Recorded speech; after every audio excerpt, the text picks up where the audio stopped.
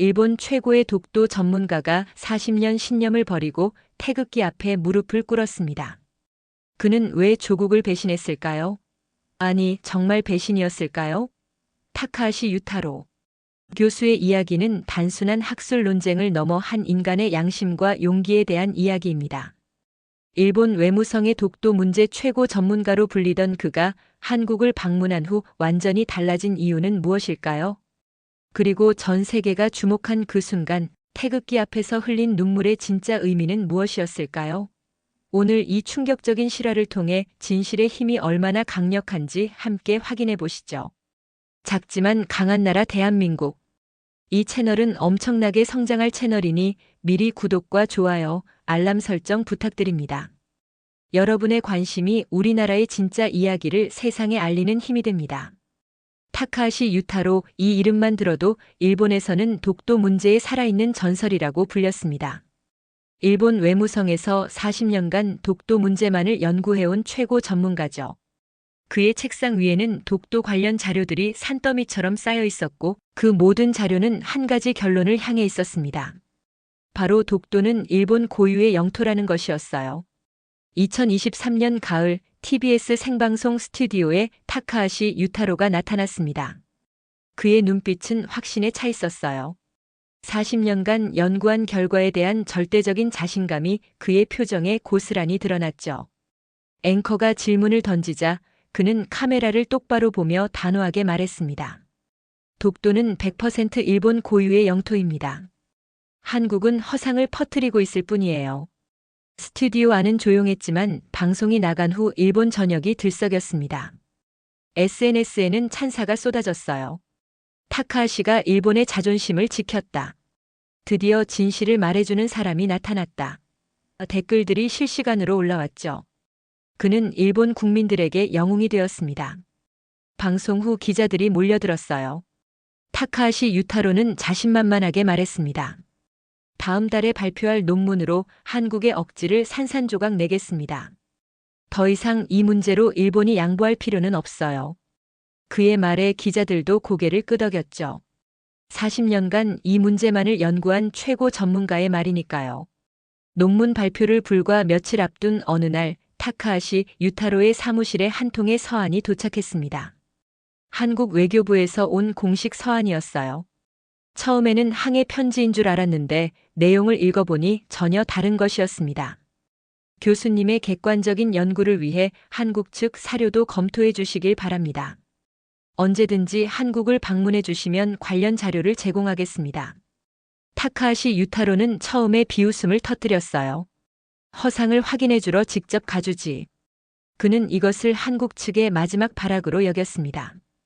자신의 논문이 나오면 한국 측 주장이 완전히 무너질 텐데 그 전에 회유하려는 것 같았거든요. 하지만 주변 사람들의 반응은 달랐습니다. 부인이 걱정스러운 표정으로 말했어요. 당신이 한국에 가면 그들이 조롱할 거예요. 가지 마세요. 제자들도 마찬가지였죠. 선생님, 한국은 당신을 함정에 빠뜨리려고 하는 겁니다. 논문만 발표하시면 돼요. 그런데 타카하시 유타로는 이상하게도 그 서한에 마음이 끌렸습니다. 40년간 연구하면서 한국 측 자료를 직접 본 적은 없었거든요. 모든 자료는 일본에서 번역되거나 재해석된 것들이었어요.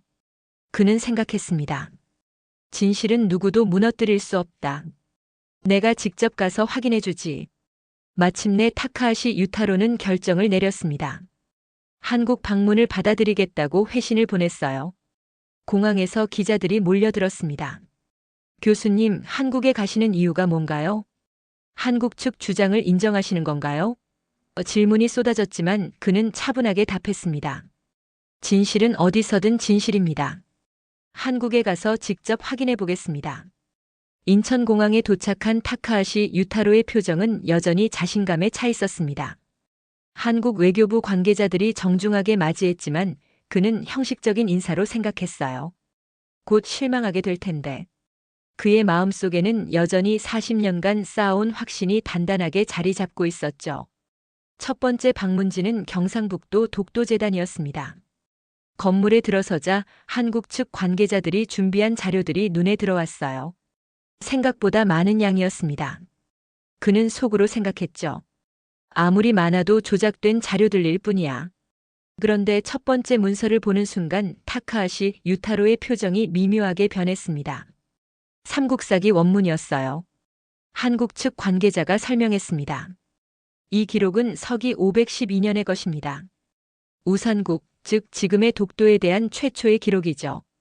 타카하시 유타로는 문서를 자세히 들여다봤어요. 글씨체와 종이의 상태를 보니 명백히 오래된 원본이었습니다. 이어서 세종실록이 나왔습니다. 1454년 기록이었어요. 강원도 울진현 정동 쪽 바다 가운데 있는 섬. 타카하시 유타로는 손가락으로 한 글자씩 따라가며 읽었습니다.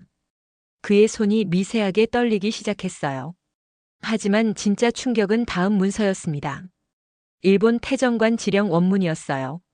1877년 일본 최고 행정기관에서 낸 공식 문서였죠. 죽도 울릉도 외 일도에 대해서는 본방과 무관하다고 심득할 것. 타카하시 유타로는 눈을 의심했습니다. 일본 정부가 직접 독도와 울릉도는 일본과 무관하다고 명시한 문서였거든요. 그는 문서를 다시 한번 들여다봤습니다. 위조일 가능성을 찾아보려고 했지만 도장의 상태, 종이의 질감, 글씨체 모든 것이 진짜였어요. 타카하시 유타로의 이마에 식은땀이 맺혔습니다. 이럴 리가 없다. 우리가 속고 있던 건가? 다음 날 타카하시 유타로는 독도로 향하는 헬기에 몸을 맡겼습니다. 창밖으로 보이는 동해의 파란 바다는 평화로웠지만 그의 마음은 어지러웠어요. 어젯밤 호텔에서 뒤척이며 잠을 이루지 못했거든요. 40년간 믿어온 것들이 흔들리기 시작했습니다. 헬기가 독도에 가까워지자 작은 섬 위에 펄럭이는 태극기가 눈에 들어왔어요. 타카하시 유타로는 그 순간 가슴이 뛰는 것을 느꼈습니다. 어떤 감정인지 알 수 없었지만 분명히 어제까지의 확신과는 다른 무언가였죠. 독도에 발을 디딘 타카하시 유타로에게 한 노인이 다가왔습니다. 3대째 독도를 지키며 살아온 김철수 씨였어요. 그는 타카하시 유타로에게 정중하게 인사했습니다. 멀리서 오셨습니다. 이곳이 바로 독도입니다. 김철수 씨는 타카하시 유타로를 안내하며 말했어요. 교수님, 여긴 논쟁거리가 아닙니다. 여긴 우리의 삶입니다.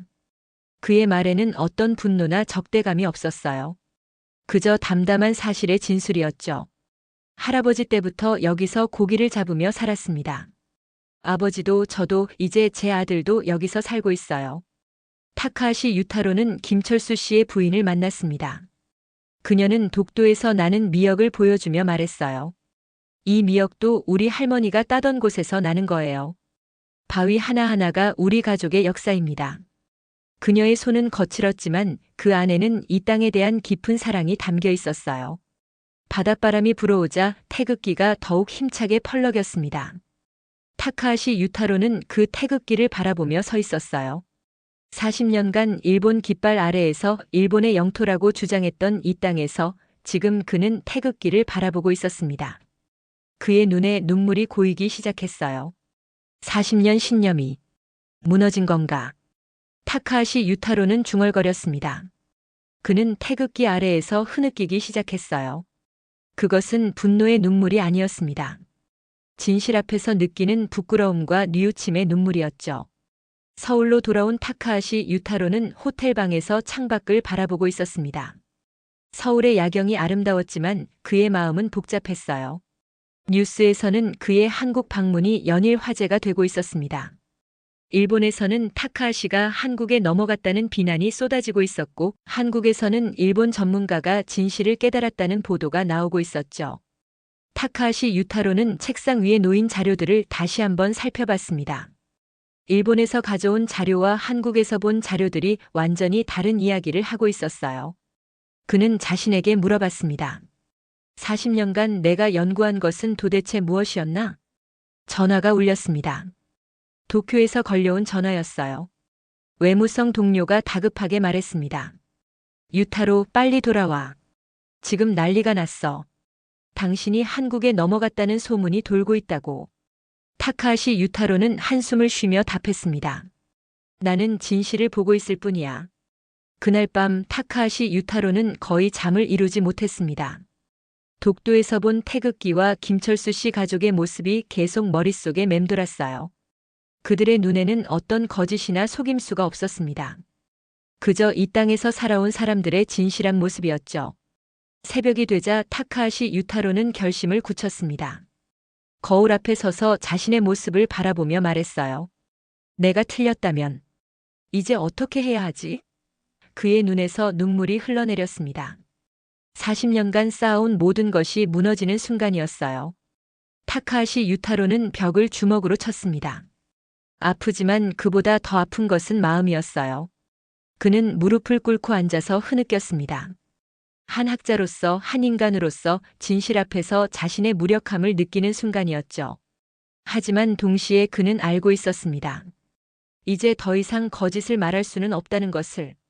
일본으로 돌아온 타카하시 유타로의 사무실은 예전과 같았습니다. 하지만 그의 마음은 완전히 달라져 있었어요. 책상 위에는 며칠 후 발표 예정이었던 논문 초안이 그대로 놓여 있었습니다. 독도 일본 고유형 토론의 결정적 증거들이라는 제목이 눈에 들어왔어요.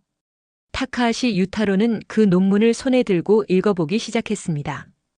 불과 일주일 전까지만 해도 확신에 차 있던 내용들이 이제는 거짓말처럼 느껴졌어요.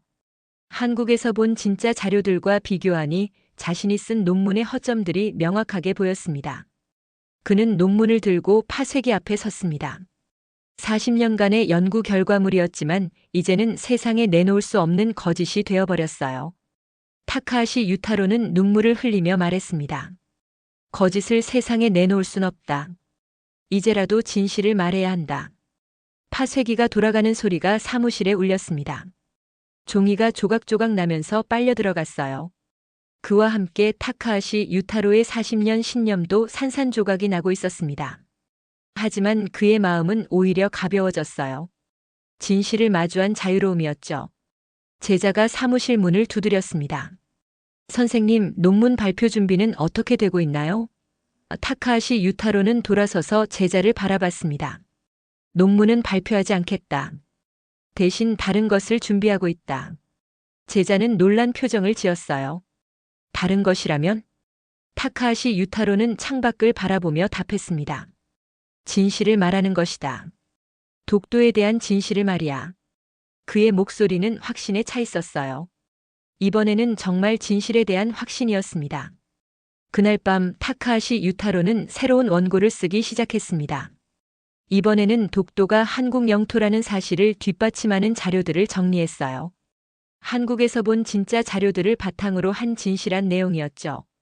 타카하시 유타로의 입장 변화 소식이 일본 언론에 보도되자 일본 전역이 들끓었습니다. 불과 일주일 전까지만 해도 그를 영웅으로 떠받들던 사람들이 이제는 배신자라고 비난했어요. 신문 헤드라인에는 타카하시, 일본 배신 이라는 글자가 크게 실렸습니다. 대학 동료 교수들이 그의 사무실로 몰려왔습니다. 유타로, 당신이 미쳤나? 한국에서 뭘 먹고 온 거야? 배신자다. 거친 말들이 쏟아졌어요. 하지만 타카하시 유타로는 흔들림 없이 답했습니다. 나는 진실을 보고 왔습니다. 독도는 한국 영토입니다. 외무성 후배들도 찾아왔습니다. 그들은 타카하시 유타로를 설득하려고 했어요. 선생님, 한국이 당신을 세뇌시킨 겁니다. 돌이키세요. 하지만 타카하시 유타로는 단호했습니다. 세뇌가 아니라 깨달음이었다. 40년간 내가 거짓을 믿고 있었던 거야.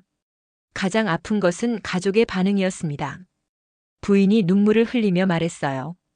당신 때문에 우리 가족이 모두 비난받고 있어요. 아이들이 학교에서 얼마나 힘들어하는지 아세요? 하지만 타카하시 유타로는 부인의 손을 잡고 말했습니다. 미안하다. 하지만 진실 앞에서는 누구의 감정도 중요하지 않다. 언론 인터뷰 요청이 쏟아졌습니다.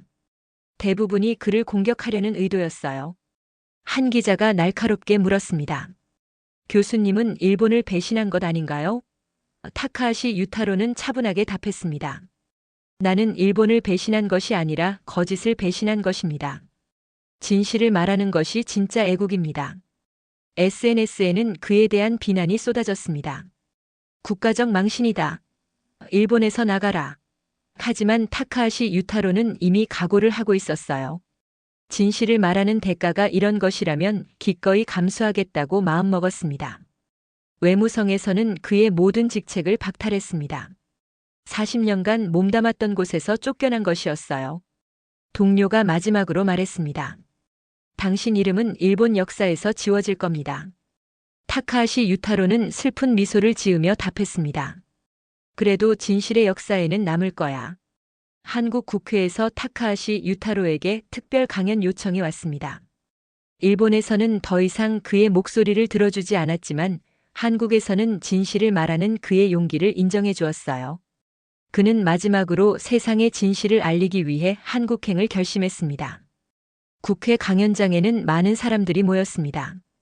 한국의 국회의원들, 언론인들, 그리고 전 세계에서 온 외신 기자들이 있었어요. 강연장 앞에는 대한민국 태극기가 걸려 있었습니다. 타카하시 유타로는 그 태극기를 바라보며 독도에서의 기억을 떠올렸어요. 타카하시 유타로가 연단에 섰습니다. 그의 목소리는 떨리고 있었어요. 여러분, 저는 오늘 40년간의 잘못을 인정하러 왔습니다. 강연장이 조용해졌습니다. 저는 일본에서 독도 문제 전문가로 불렸습니다. 하지만 제가 알고 있던 것은 진실이 아니었습니다.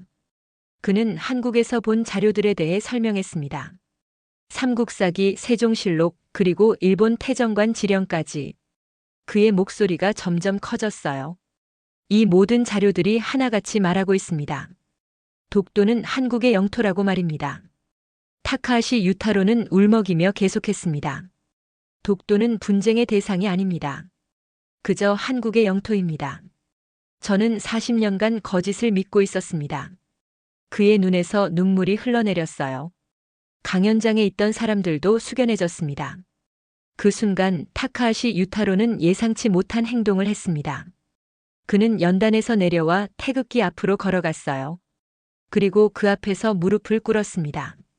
진실 앞에서, 한국 국민 앞에서 사죄드립니다. 그의 목소리는 떨리고 있었지만 진실했어요. 전 세계 언론이 그 순간을 포착했습니다. 카메라 플래시가 터졌고 실시간으로 전 세계에 전해졌어요. SNS에서는 즉시 화제가 되었습니다. 일본 교수가 진실 앞에 무너진 날. 태극기 앞에 무릎 꿇은 일본 학자 전 세계가 그의 용기에 감동했습니다. 타카하시 유타로는 태극기 앞에서 오랫동안 무릎을 꿇고 있었어요. 그것은 단순한 사과가 아니었습니다. 한 인간이 진실 앞에서 보여준 최고의 용기였죠. 40년간의 신념을 버리고 진실을 택한 한 학자의 마지막 고백이었습니다. 오늘 이 이야기를 통해 우리는 중요한 교훈을 얻었습니다. 진실은 결국 승리한다는 것, 그리고 용기 있는 한 사람의 고백이 세상을 바꿀 수 있다는 것 말입니다. 타카하시 유타로 교수의 이야기는 단순히 독도 문제를 넘어 인간의 양심과 용기에 대한 감동적인 이야기였어요. 당신의 구독은 우리의 진짜 이야기를 세상에 알리는 힘이 됩니다. 다음 내용도 궁금하시다면 구독과 좋아요, 알람 설정 꼭 잊지 마세요.